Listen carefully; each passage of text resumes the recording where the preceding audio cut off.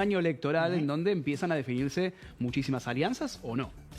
Sí, y obviamente el eje parte de la Libertad Avanza y del propio Javier Milei en función de lo que contaba María y el tema económico, si logra domar la inflación, si el dólar está quieto, seguramente sea el protagonista. Hay algunas consultoras económicas, una del ex viceministro de Economía, Manuel Álvarez Agis, que se refería la última semana a la Libertad Avanza, el LLA, como la libertad arrasa, ¿no?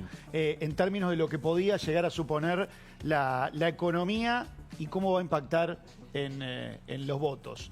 Desde allí tiene el control de la pelota, ¿no? Es el arquero, pero además, digo Javier Milei, pero además es el dueño de la cancha y el dueño de la pelota en tal sentido, y el resto medios están obligados a ir al pie. Así está planteada las cuestiones, al menos con los otros pedacitos de partidos o partidos enteros, en el caso del PRO, en la negociación, obviamente con las otras dos patas, las políticas de ese triángulo de hierro. Me refiero, por supuesto, a Karina Milei y a Santiago Caputo. Habrá que ver cuando se avanza con la reunión de Mauricio Macri y los emisarios del PRO justamente con ese otro sector, y un pedazo del radicalismo ya está avanzado en las negociaciones a través de Patricia Bullrich, que es la otra gran figura del PRO que ya ha sido absorbida, por supuesto, por el gobierno. Bien, vamos a sumar a Gustavo Marangoni para analizar la coyuntura de la política. Ya sabemos de economía, un poquito de política. ¿Cómo te va, Gustavo? Buenas tardes. Hola, buenas tardes. Gracias por la comunicación, Pablo. Bueno, decíamos, Gustavo, la introducción con Maxi, esta amalgama de intereses que hay también en términos de una alianza o no, ¿no? Un Mauricio Macri que podría llegar a ser candidato, falta la palabra del expresidente, pero que empiezan a moverse tanto en el PRO como en la Libertad Avanza. Sí, haciendo un análisis quizás lineal y simple, después en todo caso lo podemos complejizar. Si vemos las encuestas de opinión del último año, dan metro más, metro menos, 50% de la opinión pública que apoya la gestión del gobierno y 50% que no. Voy a decir una verdad de perogrullo.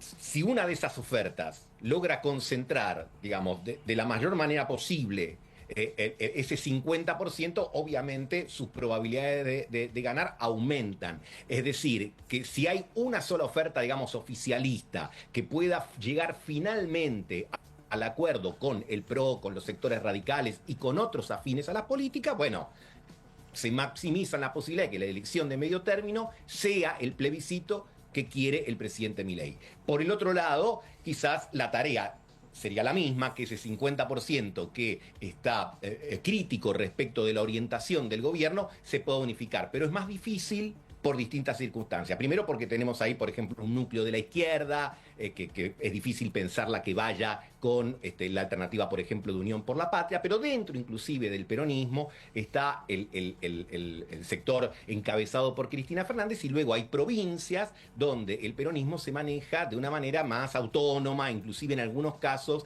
en mejor diálogo con el gobierno del presidente Milei. Así que la fotografía, veremos, faltan meses y algunas definiciones importantes, si hay paso o no hay paso, qué otras provincias van a dividir su calendario electoral, pero la fotografía de enero lo que nos permite decir es que hay algún pasito más adelantado por parte del gobierno en la posibilidad de cerrar la oferta oficialista que la oferta opositora en una sola opción. Antes de escuchar a Patricia Bullrich, que habló Maxi, vamos a escuchar ahora en minutos y para compartir con Gustavo, te quiero preguntar, porque nombraste algunas encuestas de opiniones muy incipientes, falta muchísimo para las elecciones, pero ¿a qué fuerza le suma más ese acuerdo? ¿Al PRO sumarse a Libertad Avanza o a la inversa?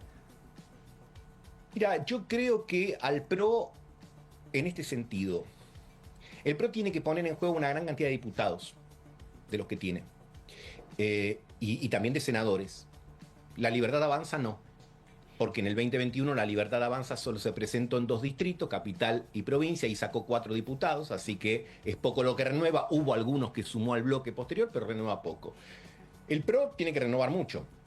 Y es difícil pensar que si va en una oferta separada de la Libertad Avanza, su caudal electoral, salvo Ciudad de Buenos Aires, donde es más sólido, donde es más fuerte, le permita poner una gran cantidad de diputados. Ahora, algunos que pueden estar escuchándonos dirán, sí, pero si van listas consolidadas con la Libertad Avanza, probablemente tampoco le den tantos. Bueno, pero se puede disimular mejor una merma de diputados estando en un grupo más grande y eventualmente victorioso que participar individualmente y no poder de alguna manera dibujar o hacer cierta cosmética sobre unos resultados que le lleven a disminuir el bloque de actualmente 37 diputados a alguno inferior a 20. ¿No? Y la pregunta está sobre la mesa, Maxi, si el PRO efectivamente es oficialista u opositor, ¿no? Sí, esto es lo que plantea casi como un ¿estás conmigo o sos oposición? Patricia Bullrich, si querés, Pablo, la escuchamos. ¿Tenemos ahí? Bueno. Con la palabra de Patricia Bullrich, que hacíamos el título, ¿no? Que le replicó a Mauricio Macri a la espera de su definición, la del expresidente. Tiene que definirse qué quiere ser, ¿no? Mauricio Macri, si oficialista de Javier Milei u opositor. No quedan en el limbo en este gris. Exacto. Ahí lo escuchamos. Ahí. Yo creo que más que una mesa de decisiones, te diría que son aportes que tienen que hacerle al gobierno. La mesa de decisiones es una mesa gubernamental. Y creo que, digamos, los aportes que se puedan hacer son todos bienvenidos, las miradas, los aportes, siempre desde una perspectiva de dónde te parás. ¿Sos oficialista o sos oposición? Me parece que es fundamental pararse del lado del oficialismo. Porque si vos te parás del lado de la oposición, siempre le vas a encontrar el pelo de huevo. Ese es el objetivo de la oposición, ¿no?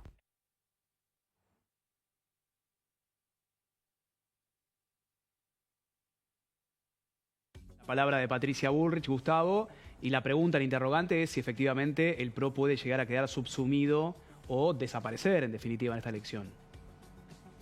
No creo que desaparecer, pero que quede incorporado en una condición subordinada a la Libertad Avanza pareciera responder a la lógica. ¿En qué sentido? Yo creo que Milei supo desde el primer momento de su presidencia que el votante del PRO y el votante radical en términos generales quiere que a su gobierno le vaya bien, porque entre otras cosas, el elector no se define solo por la positiva, también por la negativa. Y el votante, que estuvo en ese universo del 56%, no todo, pero una parte muy relevante, también se define como no peronista, no kirchnerista, antiperonista o antikirchnerista. Y por lo tanto no entendería muy bien por qué la propuesta del PRO tendría que ir separada de la Libertad Avanza por matices. Costaría explicar. No es imposible, pero estarías como contrariando la voluntad. A ver, el de River le quiere ganar al de Boca.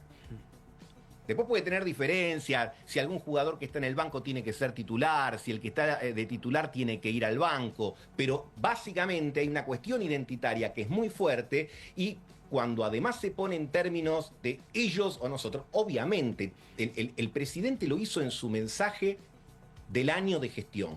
Dijo, 2025 es un plebiscito de mi gobierno y en un plebiscito no hay 5, 10, 15 alternativas, hay 2. Vos votás a favor de una postura o de la otra. La única experiencia que nosotros tenemos en plebiscito es la del Big, la ya lejos y hace tiempo, era por el sí o por el no con ese acuerdo. Bueno, acá es legisladores, es una interpretación que hace el gobierno de manera binaria, que ojo, también le sirve, por ejemplo, a Cristina Fernández como decir, ven que hay que plebiscitar el gobierno, puede ser una herramienta para ella, para que aquellos sectores que dentro de la propia Unión por la Patria, inclusive en la provincia de Buenos Aires, el gobernador Kicillof, o en las provincias del interior que referenciábamos hace un rato, miren y digan, y bueno, ¿qué hacemos? ¿Nos prendemos a esto que no nos satisface del todo o para detener al gobierno de Milei o buscamos otra alternativa? Así que cada una de las dos grandes culturas que tiene la República Argentina están cruzadas por debates que yo diría que por supuesto tienen algo de conceptual, pero también tienen mucho de la discusión de espacios. Yo estoy convencido que si dentro de las mesas o de los equipos de trabajo que se conformen entre el PRO y la Libertad Avanza, llegar a ver fumata respecto a la posición o a la cantidad de diputados que más o menos están ambicionando, las ideas se subordinan rápidamente. Es una cuestión de espacios. Es lógico que cada uno quiera preservar lo que tiene o ganar un poquito más o menos, pero en este caso, y sobre todo en un país presidencialista, el que tiene el gobierno y lo ejerce, como es el caso de Javier Milei, voy a mencionar la tan mentada lapicera de otras épocas, tiene una lapicera con la cual trata de ordenar, disciplinar, etcétera. Cristina Fernández, que no tiene ahora la administración de algo público, ¿de qué se valió? De tener la lapicera de la titularidad del PJ. ¿Por qué? Porque se supone que esa lapicera en el nombre del Partido Justicialista le puede permitir en aquellos distritos del interior terciar respecto de las candidaturas. Y por eso ambos parecieran coincidir en la no necesidad de las PASO. Al margen de lo que involucre el presupuesto de las primarias abiertas, simultáneas y obligatorias en la cuantía de millones de dólares, hay una cuestión estrictamente táctica. La conveniencia para aquel que puede armar las listas a su gusto y piacere de no permitir un instrumento que le restaría poder. Sí, en ese caso pareciera que todos prefieren la lapicera. Yo ayer hablaba aquí en esta señal con Nacho Torres y me decía, si hay lapicera hay orden, este era el resumen, me dice, hoy estamos desordenados. ¿Crees que el PRO preferiría ese acuerdo? Y en oposición, si no está obligado a jugar a Mauricio candidato. Vos sabés que nombraste una palabra clave que quizás no había aparecido y tenía que aparecer en esta charla, que es la palabra orden y desorden. La política está fragmentada, muy desordenada de hace tiempo. ¿Cuál es la mejor manera de comprobarlo? Van ahora a la página oficial de la Cámara de Diputados o de la Cámara de Senadores, pero sobre todo a la Cámara de Diputados y ven la cantidad de bloques que hay. Bloques, subbloques, monobloques, interbloques. Tienen colores que superan el arco iris. Eso habla de un fenómeno de desorganización, de desconducción. Una elección es una oportunidad para poder ordenarlo. A veces lo ordena, a veces no, pero lo que están procurando los actores principales de, che, vamos a ordenar un poco este lío. Porque si no, cuando faltan liderazgos o cuando no quedan claras estas cosas, se arman esta cantidad de subsectores que, como vemos cada vez que hay que tratar un proyecto, necesitas de matemáticos y de físicos cuánticos para ver si están los votos para aprobar, para bloquear, para impugnar, para anular. Y eso lo que justamente hace es hacer mucho más lento e inclusive, no tan paradójicamente, alejar todavía más a una parte de la opinión pública que no tiene buena opinión de los poderes legislativos, diciendo, ves que al final de lo único que viven discutiendo es de las cosas que les importan a ellos y no de las otras. Entonces, 2025, cuando termine la elección en octubre, nos va a decir si este mapa multicolor, no digo que llegue a ser bicolor, pero al menos se agrega un poco más, tanto por el lado del oficialismo como por el lado de la oposición. Creo que hay que incorporar otro elemento también, que será el impacto que tenga la boleta única. Porque recordemos que por primera vez en ya poco más de 40 años de democracia, estamos cambiando una herramienta que estuvo siempre. Pasamos de la boleta partidaria, lo que todos los que votamos sabemos, que entrabas a un cuarto oscuro y había 500 boletas del partido A, B, C, D, tal 1000, y ahora vas a encontrar una sola, y ese cambio es una incógnita. Uno puede decir, bueno, podemos mirar el ejemplo de algunas provincias donde está vigente, Mendoza, Córdoba, Santa Fe, etcétera. Pero bueno, no es lo mismo lo provincial que lo nacional, y sobre todo porque esta boleta única no va a tener el tilde para votar lista completa. Pero va a pesar acá el nombre propio, ¿no, Gustavo? El nombre propio va a pesar y mucho en esta boleta única. Y te voy a la referencia, ¿no? Tenemos en el grafo ahí justo, Macri podría ser candidato en Ciudad de Buenos Aires o en provincia. Está el factor Cristina Kirchner. Otra vez los nombres propios traccionando el resto de la boleta. Claro, con un elemento también que hay que pensar, que en los distritos grandes, distritos grandes me refiero grandes en población, provincia de Buenos Aires, Ciudad de Buenos Aires, Santa Fe, Córdoba, pensemos que por cada renovación parlamentaria, Buenos Aires elige 35 diputados de los 70 que tiene en el Congreso. La Ciudad de Buenos Aires 13 o 12 de acuerdo al año que toca.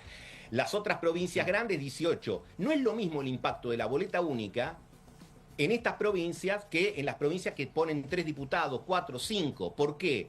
Bueno, porque como bien señalabas vos, la foto del conocido va primera y eventualmente la del segundo.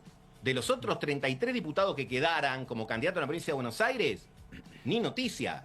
Entonces, algunos señalan, y veremos el resultado de la experiencia, es que la boleta única va a personalizar mucho más la elección de lo que de alguna manera ya venía personalizada, porque en general, si bien es cierto que nadie se tomaba el trabajo de tomar y leer los 33, los 13 o los 12 candidatos, pero ahora eso parece tener una lupa, un zoom, que va a agrandar mucho el conocido o la conocida que encabece, y el resto no. Y como decíamos antes, al no tener tilde de lista completa, en las experiencias que hubo provinciales hubo mucho voto en blanco, y uno tiene que ver si es voto en blanco consciente o voto en blanco de no haberse dado cuenta que había que poner más de un tilde, es decir, que había que agarrar la virome más de una vez y marcar por segmento. Entonces, al margen de las campañas que se hagan pedagógicas para enseñar a utilizar la herramienta, habrá que ver el día de la elección el impacto que tiene. Gustavo, como siempre, un placer escucharte, ¿eh? Te agradecemos muchísimo. Buenas tardes, gracias Abrazo a ustedes grande. por la comunicación. Lo mismo decimos. Bueno, quien se quedó en Buenos Aires y